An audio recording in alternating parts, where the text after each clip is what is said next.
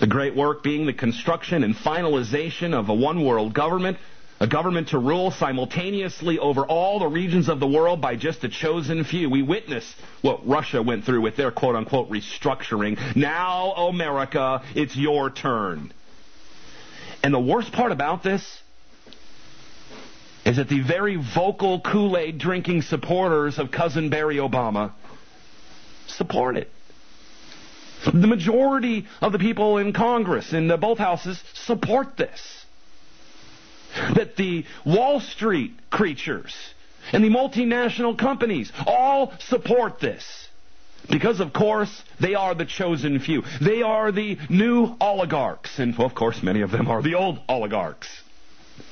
Because as we saw with Brzezinski meddling in the transition, the restructuring of Moscow, and the Rothschilds moving in and setting up their head office over there, that nothing has really changed. The only wealth that has been redistributed has been redistributed up to the capstone of this command and control pyramid. So that's the most disturbing thing. Most Americans, many Americans support it, and the others just couldn't give a shite. It's the whatever generation. Change sounds good. I mean, things have been terrible. Why not change? Why not restructuring? Let's try socialism for a while. Well, I've got news for you. Even the Republicans are socialists in 2009 in America. Now, some of you might think that, and I've had these conversations, I'm always happy to have the debate. Some of you might think that socialism would be good. And I just don't think you've done a fair enough amount of work doing your homework. I'm sorry, and I hate to come off, here I know when you don't know, but I have been studying this for many years. And what I think we ought to do, if we want change, is to try something that has never been tried in this country, which is true free market economics. In other words, let the peasants decide. Let the sheep decide. This is supposed to be a democracy. In other words, a mob rule. But let the people decide which companies should be saved and which companies shouldn't, and let them save those companies with their dollars and investments. Of course, this after full disclosure of the company's misdeeds, or good deeds for that matter. And this is the only way to fix things. Socialism was tried and it failed. It was taken over by the very people we oppose. And it has been running rampant like an out-of-control freight train for now the last 50, 60 years. Longer. Did it work for Russia? Did it work for Nazi Germany? Has it really worked for countries like China? I mean, sure, make your case. Make your argument, but then again, going back to our original premise, let's just have that debate instead of just running right into it. I think we could go do a lot better going over the cliff at 60 miles an hour. I think we should just get it over with and go over at 160 miles an hour. And all the lemmings follow the car right over the cliff. That car is our liberty. That car is any chance we have to pass on the same freedoms and liberties to our children and grandchildren that we might have enjoyed, at least in the illusion of the Matrix 30, 40 years ago.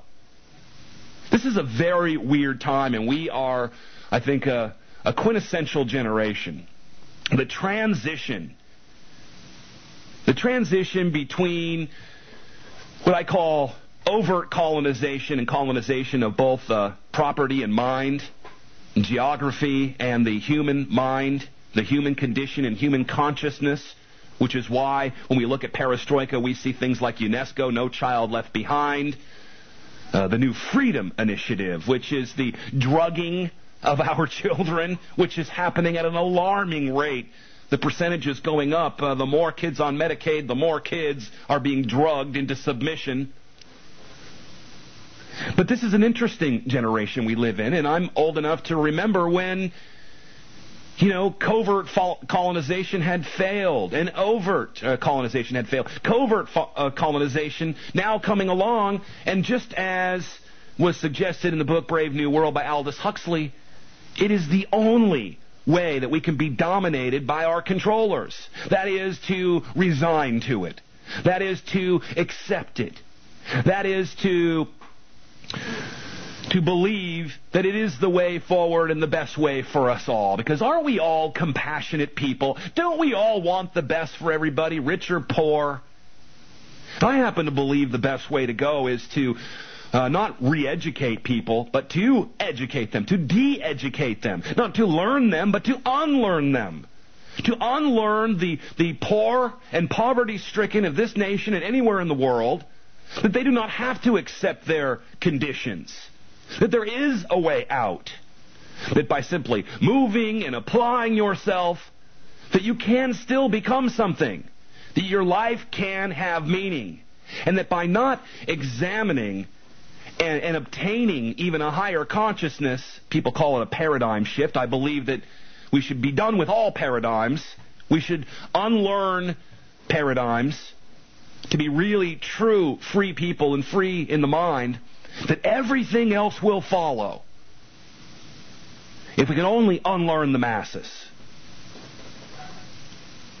If we can only de-illusion the children and the masses, rather than continuing to pile on one illusion after another, after another, after another. I say no to perestroika. What will you do? What will you do? We'll come right back after this. Stay tuned. Deadline Live. I'm Jack Blood, your radio gun. You're listening to AmericanFreedomRadio.com and affiliates. Stay tuned.